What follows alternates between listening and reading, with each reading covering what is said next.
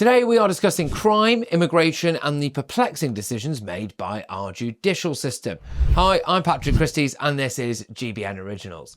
Let's talk about Cristian Agoli, a 36-year-old Albanian who was sentenced to more than 3 years in prison for his role in a people smuggling operation. This wasn't just any operation. Agoli was instrumental in trafficking fellow Albanians into the UK, where they were forced to work on illegal cannabis farms.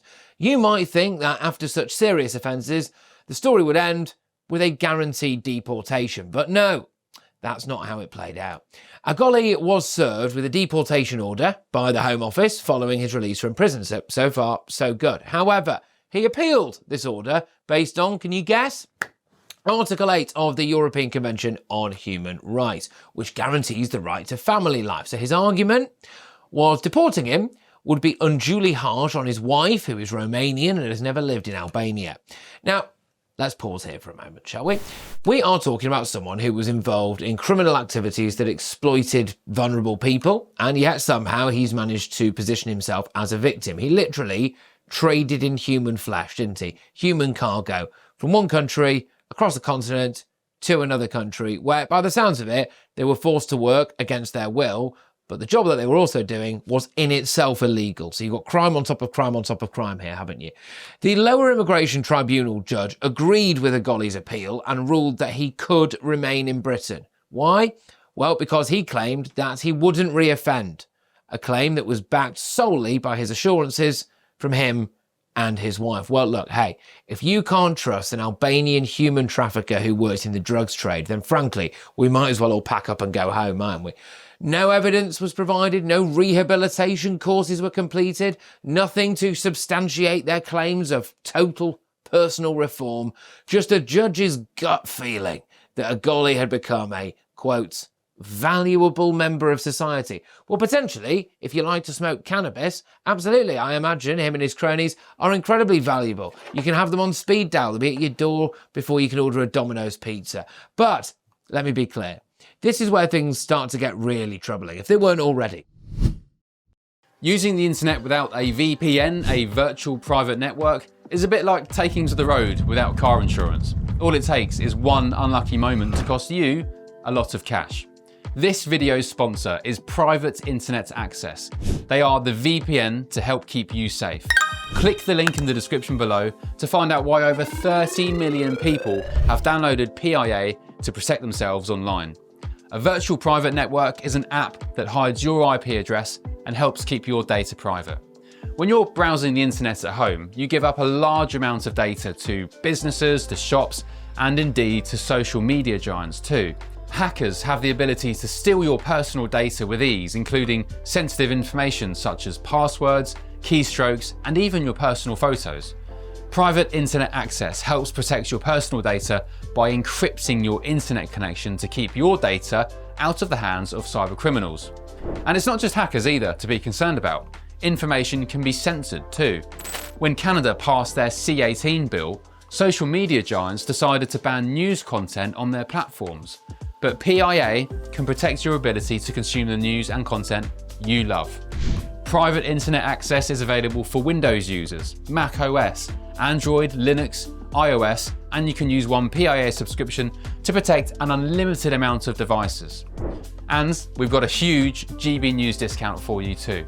Click the link in this video's description and you'll get a massive 83% off PIA. That's under £2 a month, the price of a coffee, and you'll get an extra 4 months completely free on top. Also, there's a 30-day money-back guarantee too. Visit piavpn.com/GB News to start protecting yourself digitally today. The upper tribunal judge later reviewed this decision and described it as plainly wrong and rationally unsustainable, which I think is a really polite way of saying who was that thick idiot in the lower court that decided that this Albanian monster can stay in Britain. Anyway, they pointed out that relying solely on Agoli's personal assurances was not only inadequate, but also ignored the public interest in deporting foreign criminals. Yeah. It raises serious questions now about our legal system and its priorities. Are we really willing to overlook serious criminal behaviour based on mere assertions from offenders? The upper tribunal judge highlighted that there was no evidence of rehabilitation. He hadn't bothered to undertake any rehabilitative work either. Agoli did no courses, didn't take any steps really to show that he'd changed his ways. By all accounts, he was just carrying on pretty much as himself. This brings us to a critical point. What message does this send? Are we telling criminals that if they have family ties in the UK, they can evade justice? It seems we are prioritising the so-called right to family life over public safety and justice for victims of crime. There's other factors to this, aren't we? We are constantly told that one of the top priorities for this government is stopping illegal immigration and human trafficking. We are told that. They say they're going to either smash the gangs or stop the boats or whatever it is. Okay. Well, here they had an opportunity to smash the gangs. And that guy, by all accounts, only got sentenced to about 3 years, was it? Is that the price? Well, out in 1.5 years and the right to remain in Britain going forward. No one seems to be posing the question, well, if his wife's Romanian, why can't he go and live in Romania then? I mean, what's so bad about that? But the implications of his ruling extend far beyond this individual man himself. It now sets a precedent that could encourage more individuals involved in similar criminal activities to exploit loopholes in our system. If criminals can argue their way out of deportation simply because they have a family here, regardless of their past actions, then we're opening the floodgates for more exploitation and crime. And something that I think is very rarely, in fact, almost never spoken about in these situations, is how damaging this can be for women. Because if you happen to be a female from Albania or Romania or whatever country it is, you could be seen as merely a vessel, to put no finer point on it, for a gangland enforcer to have a child and start a family in Britain with.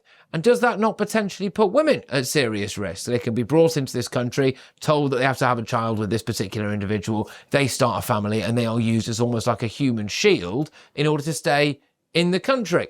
But let's not forget about the victims in all of this, the individuals who were trafficked into the UK under horrific conditions to work on illegal cannabis farms. Now, I'll nail my colours to the mast here. I very often have a very limited degree of sympathy for a lot of these people. I do think that very often they know what kind of work they're going to be undertaking and they know the dangers of the journey and the people that they are involved with. But no doubt somewhere along the way there will be people who have been tricked into it, who have been brought here under false pretenses, and frankly may well end up in much worse conditions than they ever imagined, with no way out. Because they're not going to fight their way out from an Albanian gang, are they? But what should we do about their rights? What should we do about their lives? They were supposedly treated as commodities by Agoli and his associates, basically slave labour.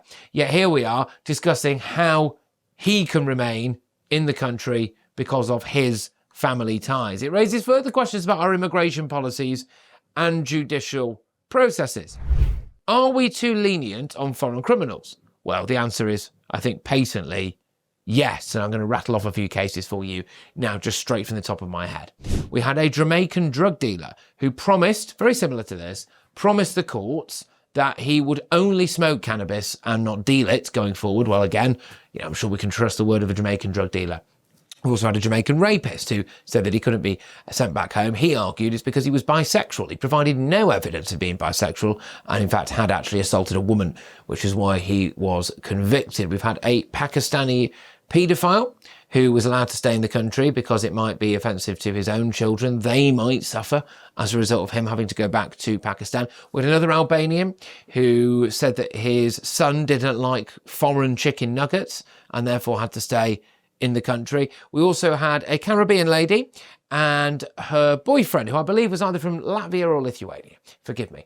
And he apparently didn't like either the weather or the spicy food in the Caribbean. And so they decided that they should both therefore stay in Britain. I mean, I could go on. There was a Nigerian woman who joined a terrorist organisation in Nigeria. She tried and failed to stay in Britain 8 times prior to that. That terrorist organisation is not a prescribed group here in Britain. So legally on the streets of Britain, she's not a terrorist. But if she were to go back to Nigeria, she would be classed as a terrorist, and therefore she would face, no doubt, prosecution and possibly persecution. So she was therefore allowed to stay. But who's putting all of these ideas into these criminal masterminds' heads, or in the case of that Nigerian lady, just a normal woman from Nigeria? Where's she getting, and people like her getting, these cunning plans from? Surely that is the lawyers.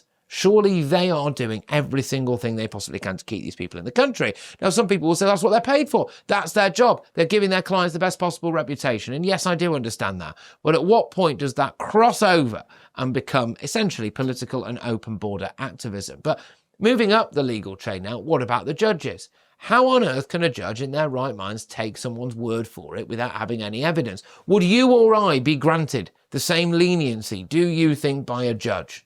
If you get caught committing a crime, a serious crime, and you say, look, honestly, hey, I was having a bad day. I will never do it again. I promise. And they basically let you off. I don't think we'd be offered that same courtesy.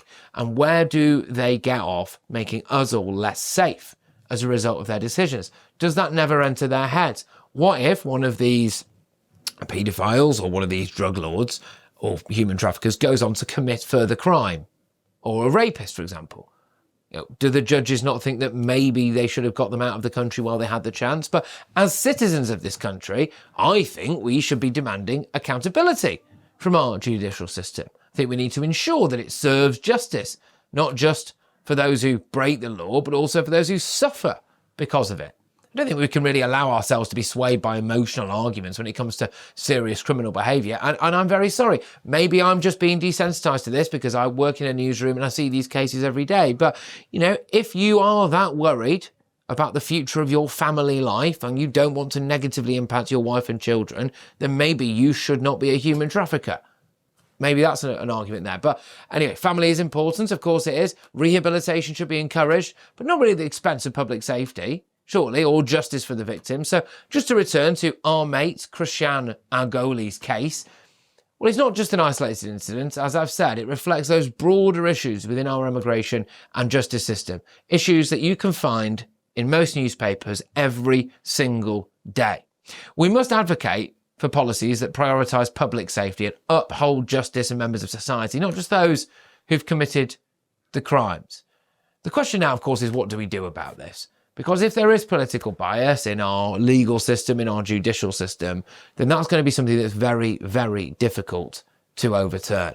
Thank you very much for watching. This has been Patrick Christys. Please don't forget to subscribe to the GB News YouTube channel for more.